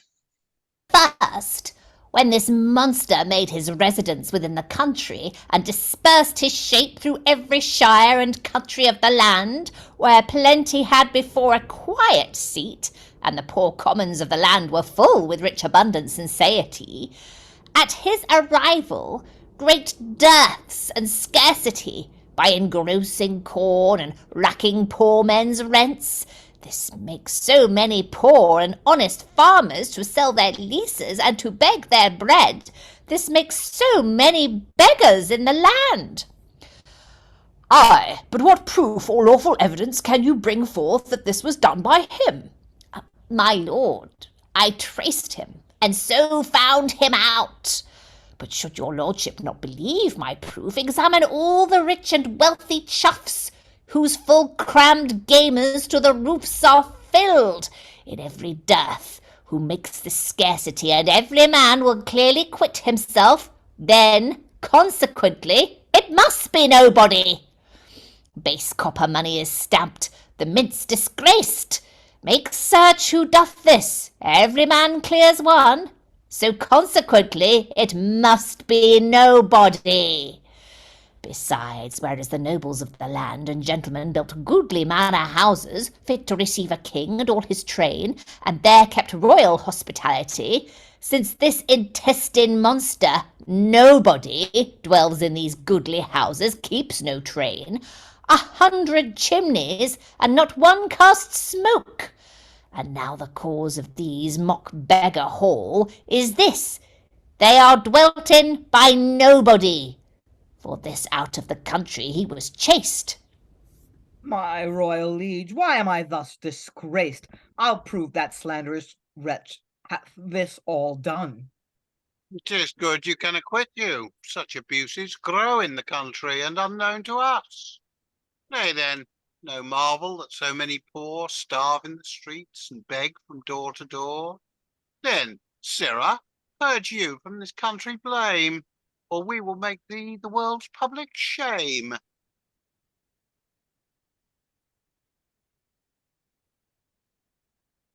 Now, nobody, what can you say to this? My master hath good cards on his side, I'll warrant him. My lord, you know that slanders are no proofs, nor words without present evidence. If things were done, they must be done by somebody, else could they have no being. Is corn hoarded? Somebody hoards it, else it would be dealt in mutual plenty throughout the land. Are there rents raised? If nobody should do it, then it should be undone. Is base money stamped, and the king's letters forged? Somebody needs must do it, therefore not I. And where, he says, great houses, long since built, lie destitute and waste, because inhabited by nobody, my liege, I answer thus: if somebody dwelt therein, I would give place. Or would he but allow those chimneys fire, they would cast clouds to heaven. The kitchen, food. It would relieve the poor. The cellars, beer. It would make strangers drink. But he commits these outrages and lays the blame on me. And for my good deeds, I made a scorn. I only give the tired a refuge seat, the unclothed garments, and the starved meat. How say you by this, master somebody? I believe you will be found out by and by.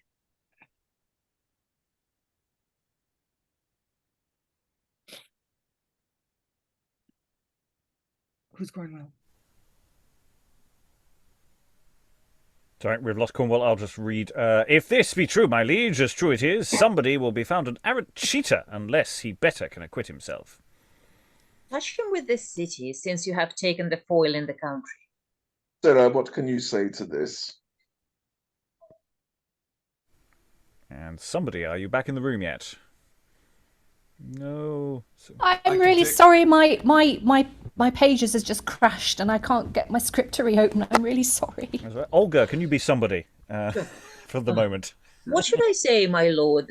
See here complaints made in the city against nobody as well as in the country. See their bills. Here's one complains his wife hath been abroad, and asking where she revels night by night. She answers she hath been with nobody. Here's queens maintained in every suburb street. Ask who maintains them, and 'tis nobody. Watches are beaten and constables are scoffed in dead of night. Men are made drunk in taverns. Girls lose their maidenheads at 13 years. Pockets pricked and purses cut in throngs. Enough, enough. Doth nobody all this? Though he hath cleared himself from country crimes, he cannot scape the city. Yes, dread queen, I must confess these scenes are daily done. For which I here accuse this somebody, that everywhere with slanders dogs my steps, and cunningly assumes my borrowed shape. Women lie out, if they be took and found with somebody, then nobody goes clear. Else the blame's mine. He doth these faults unknown, then slanders my chaste innocence for proof. Somebody doth maintain a common strumpet in the garden alleys, and undid himself. Somebody swaggered with the watch last night, was carried to the counter. Somebody once picked a pocket in this playhouse yard, and was hoisted on the stage and shamed about it. Ah, hath my master met with you? Alas, my liege, your honest nobody builds churches in these days and hospitals, relieves the several prisons in the city, redeems the needy debtor from the hole, and when this somebody brings infant children and leaves them in the night at strangers' doors, nobody fathers them, provides them nurses. What should I say? Your highness' love I crave. I am all just. Then somebody's a knave. If neither city nor country will prevail, to him with the court, master somebody, and there you will match him. Then touching his abuses in the court. Ay, marry, nobody. What say you to this? Oh, see, here are dangerous libels against the state, and no name to them, therefore nobody's. Besides, strange rumours and false buzzing tales of mutinous leasings raised by nobody. False dice and cheating brought even to the presence. And who dares be so impudently knavish, unless some fellow of your name and garb? Odds of advantage with such cheating tricks brought even amongst the noblest of the land, and when these cozening shifts are once discovered, there is no cheater found, save nobody. How canst thou answer these? Even as the rest are libels cast. If nobody did make them, and nobody's name to them, they are no libels. For he that sets his name to any slander makes it by that no libel. This approves. He forged those slanderous writs to scandal me, and for false cards and dice, let my great slops and his big-bellied doublet both be searched, to see which harbors most hypocrisy. Let them both be searched. I'll take my leave of the presence. Nay, Master Sicophant, we'll have the inside of your pockets translated too.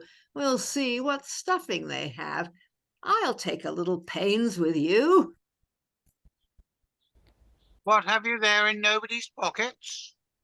Here are, my liege, bonds, forfeit by poor men, which he released out of the usurer's hands and cancelled. Leases likewise forfeited, by him repurchased. These petitions of many poor men to prefer their suits unto your highness. They are just, we know. All great men's pockets should be lined so. What bombast bears his gorge? False cards, false dice, the king's hand counterfeit bonds put in suit to gain the forfeitures, forged deeds to cheat men of their ancient land, and thousands such like trash. Nay, look you here. Here's one that for his bones is prettily stuffed.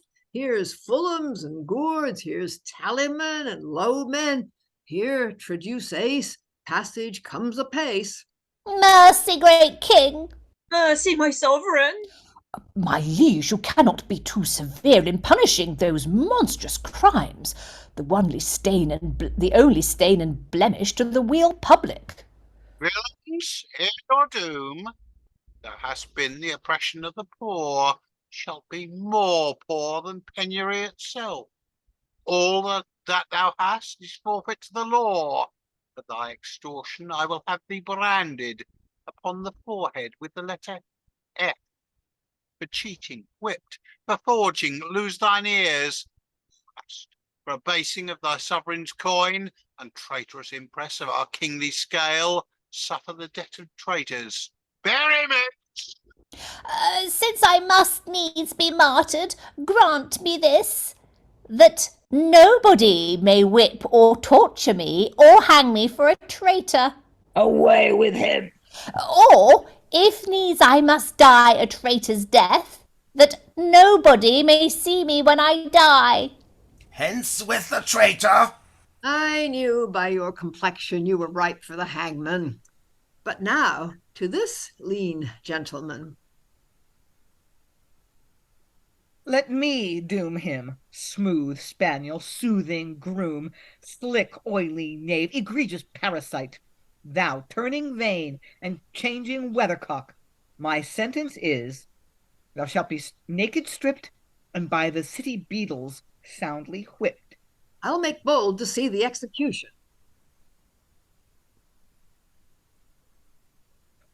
Well hath the king decreed, now by your highness' patience, let nobody borrow a word or two of everybody.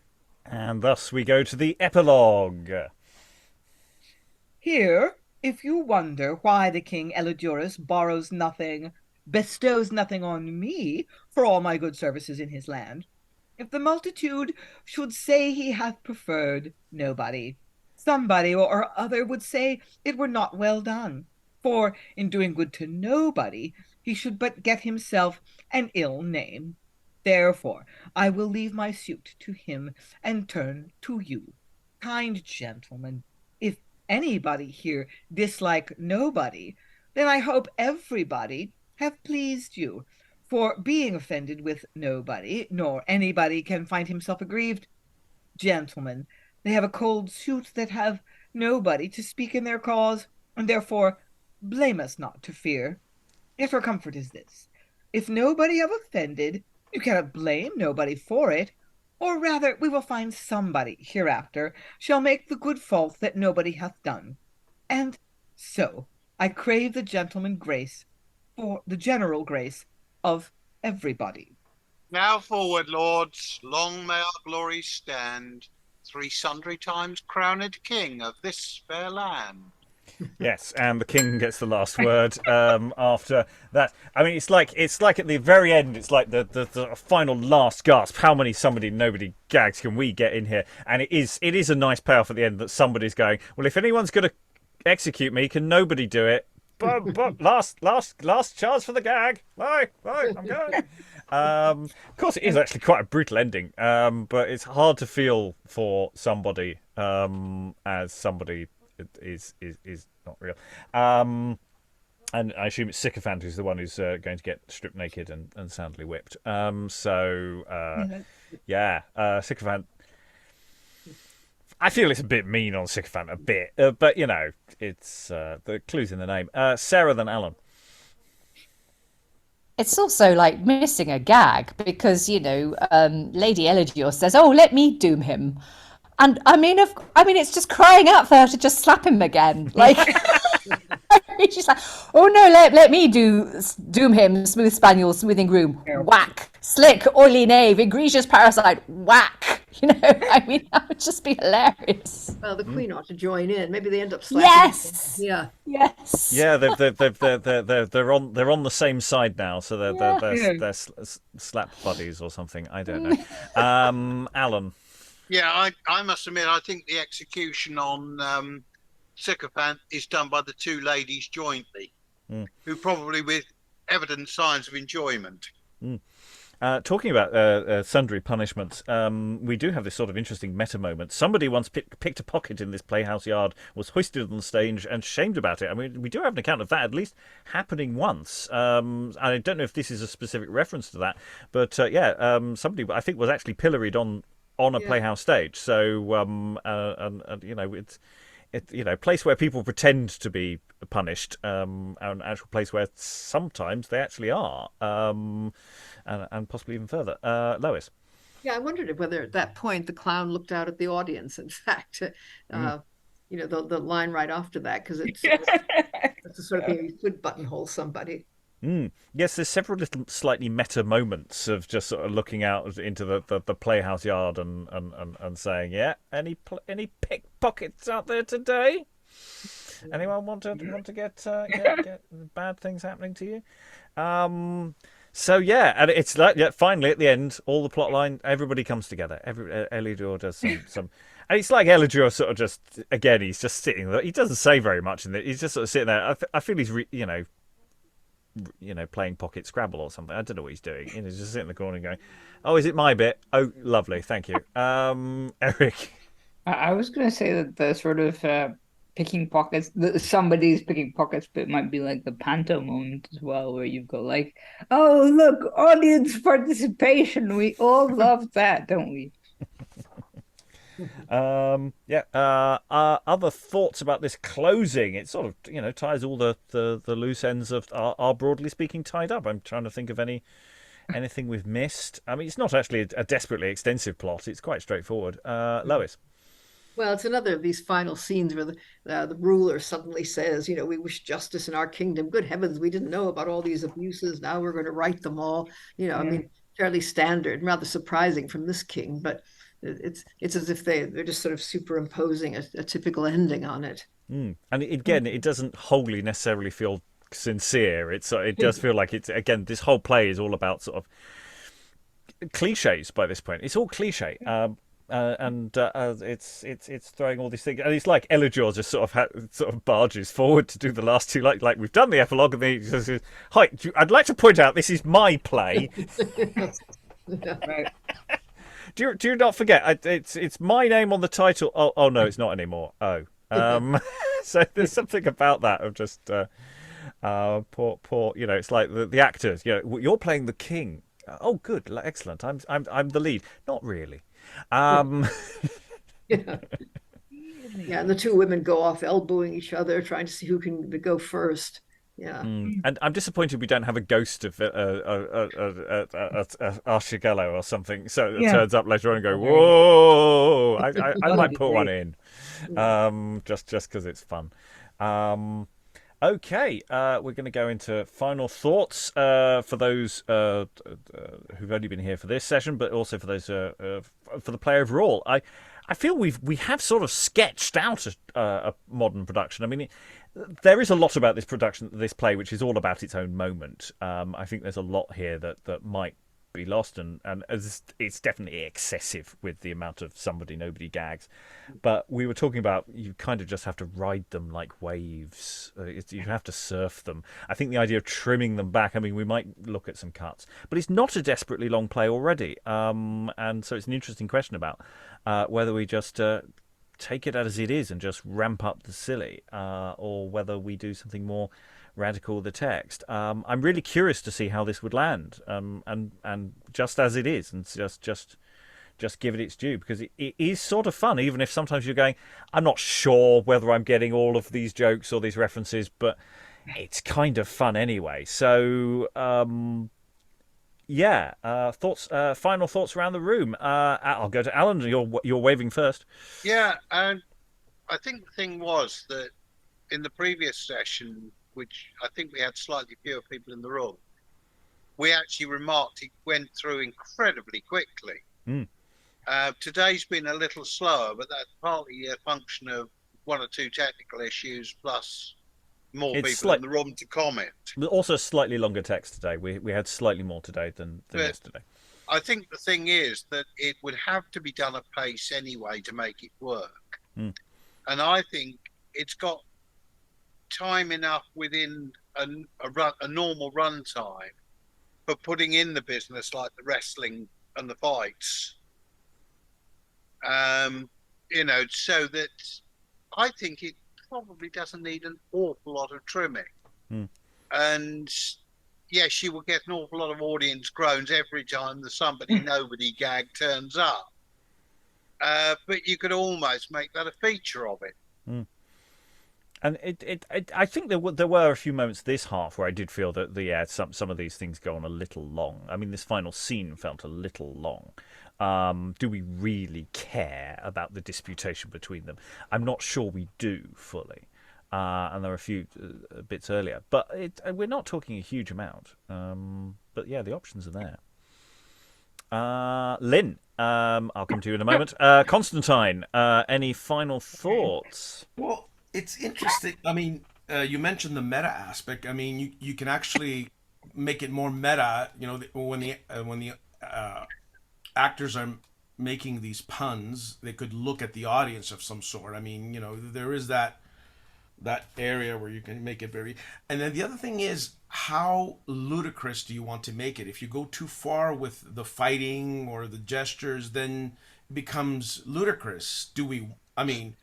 Is there a line that we cross? Is it, as you said, do we make it, do we cut certain things? Do we cut certain gags? Do we show them being killed? It is a comedy, but there is a threat of a danger of becoming too ludicrous. I don't know. Well, I think the problem we were discussing yesterday, or I brought up a couple of times, is not so much whether the whole thing is. I think the whole thing is ludicrous. I think it's very hard to take this as a serious text. I think the question is us not being self-indulgent. Yes. I talked about yesterday about the problem of the actors enjoying it more than the audience. That is a line we mustn't cross. It's got to actually be funny, and pitching that's going to be hard. It's one of those things you might need to do a lot of previews because you're not necessarily going to know whether you're just wandering around being arses or whether you're being funny. It's a difficult line to get right. I'll go to Sarah. Yeah, I think the key to it is just to direct the shit out of it, honestly. You need a director who is disciplined and comfortable directing this kind of bonkers play, and you do need to workshop it a lot, I think. I mean, what you and Alan were saying about how it dragged slightly today. I felt that it dragged slightly in the middle. I felt the first half of this session. Yesterday I really enjoyed. It was crackers, but it was it's on that knife edge, and I felt it really. It just whipped along and was actually really funny. Today I was like, oh, okay, is this the point where the pudding gets over egged? But then I felt weirdly, I didn't feel the same as you, Rob. I felt that it pulled it back for the end, and the end picked up again and was just hilarious and ludicrous in a good way. So, this is definitely one that needs a second look, most definitely. An at-pace run, maybe with when the actors have had time to prepare the script for a week or whatever, so that it is really quick and really sharp, and then maybe even like a third look, just sort of really workshop it and see, okay, this bit, we've tried this bit several different ways now, and okay, this bit does lag a bit. and we can cut this bit, and we need to tighten up here, and we need to make sure that we don't cross that line of like, because you want the audience to be enjoying this. Yeah, the actors are going to be enjoying it, but you absolutely want everybody to be enjoying it, and you do need to see where that line is and make sure you go right up to the edge of it, but you don't fall over it. But I think that could be done. It would just need a lot of passes before you actually start, like a lot of passes on the text, just to see what's working and what isn't, before you then get it into the rehearsal room and you start, because once you get it into the rehearsal room, you're gonna then start adding on a lot of like physical comedy onto the top, which is obviously gonna change the dynamic again. Yeah, and I mean, it has that sort of structural problem. Of course, it's this crown being passed back and forth, and we know it's going to be passed back and forth 3 times. It's like this thing, even though we don't quite know how the plot is going to lay out, and okay, we don't have to put that on the title, page or how, on the posters. We don't have to tell people that, but it's kind of the shtick of, the story does this, and what it does is quite schematic, and it's like, now we do this, which is of course part of the joke. It's sort of the thing we have with King Darius, with the history elements of King Darius, a play that we're very fond of for being just really strange. But part of the joke there is, of course, it's very long and tedious, and then it's not very good.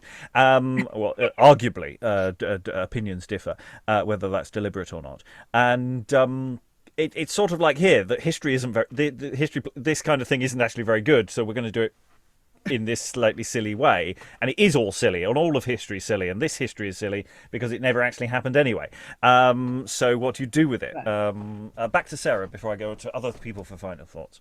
Just following on from what you were saying there, when you were talking, it just occurred to me, of course, the place to put this on, you would, I think you've mentioned before, Rob, about the idea of doing like an alternative history cycle of plays, with all these early Britain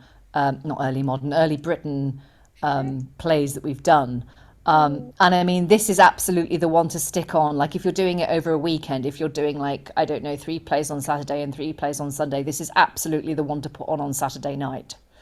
When everybody's really enjoying all the history and all the pomp and all the ceremony, but then you put this one on as like a little palate cleanse, just in the middle of the program, just to kind of remind everybody just how daft all this stuff is, and just like just sort of, it's like the sorbet course in the middle of all the rich food. What I was going to say, putting it at the end, because that was my my final thought, but we'll come to my final thought anon. But we can play around with ordering systems another time. Eric, you were only here for this session. Any final thoughts? Yeah, I kind of want to do this at pace and see what happens, just like, and kind of hope that it falls flat on its face, because like a pancake, not I mean in a good way, not a bad way, or just maybe excessively bad. I don't know.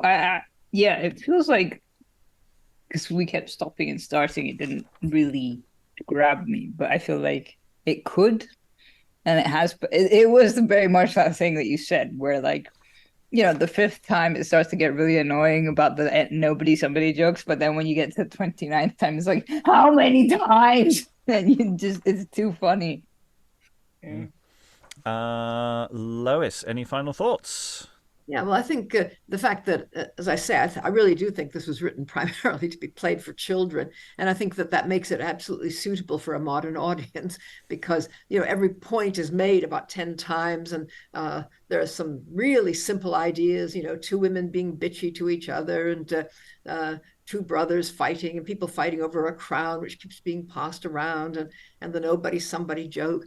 The odd thing is that there's suddenly a really rather nice philosophical bit in the final scene where nobody points out that if a crime is committed, somebody has to do it, and and if it isn't, if nobody did it, then it isn't a crime, so they can't accuse him, which is actually quite a surprisingly intellectual argument, and would be kind of fun to bring out more in a production.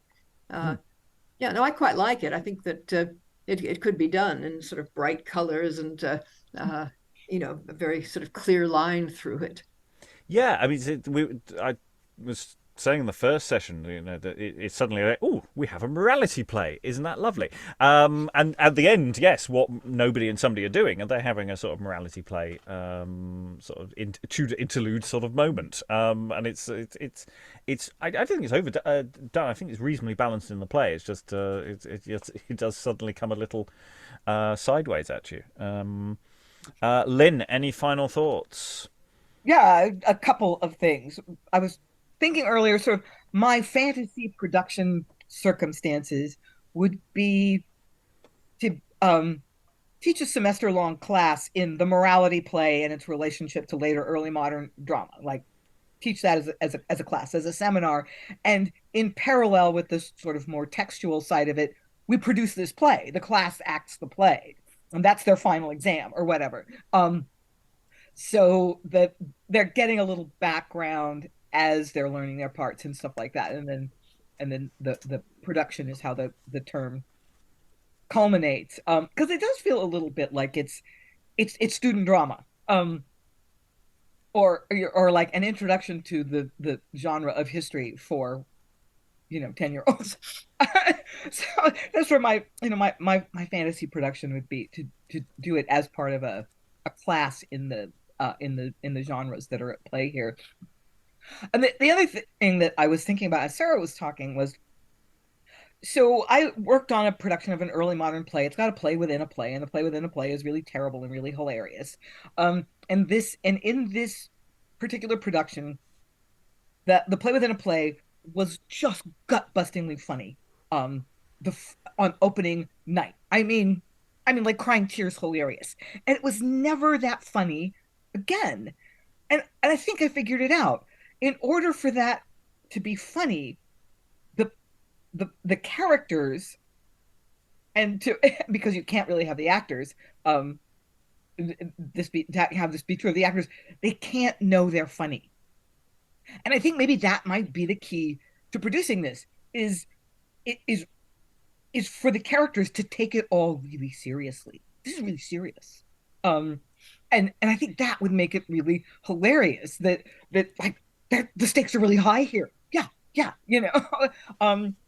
rather than that sort of meta theatrical wink wink, we're making the nobody joke again, have them just be so earnest. I think that might be the approach that would keep it from being too self-indulgent. That's my guess. Yeah. I mean, my thought is very similar to Sarah's. I think seasonally is, we have a number of Bruton history plays that we can do stuff with, and they do vary in tone quite alarmingly. Locrine's reasonably enjoyable. King Lear is very reasonably enjoyable. Gorboduc really isn't.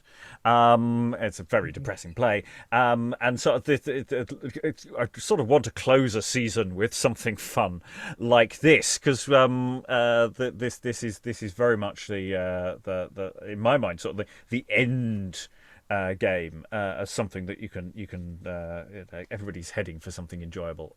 You don't want to end on the tragedy, or the more serious ones. But actually, all of these sort of weird Bruton plays are actually really quite different to each other, which is quite nice.